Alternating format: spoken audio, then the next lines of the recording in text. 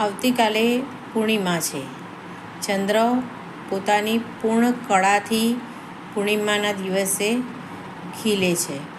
તો એ બહુ શુભ સમય છે પોતાની જાતને હીલ કરવાનો.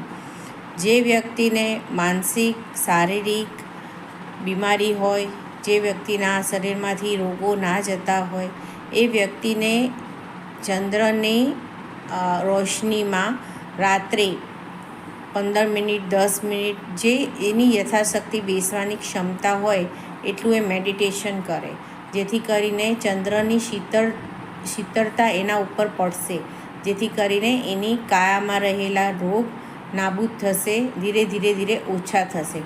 કાલે હોળીના દિવસે તો ખાસ કરો, અને પછી બી જો તમને સારું લાગે તો આ તમે નિરંતર પૂર્ણિમાના દિવસે કરશો તો તમને અત્યંત જ એનું રિઝલ્ટ મળશે. ચોક્કસ તમને ફાયદો થશે.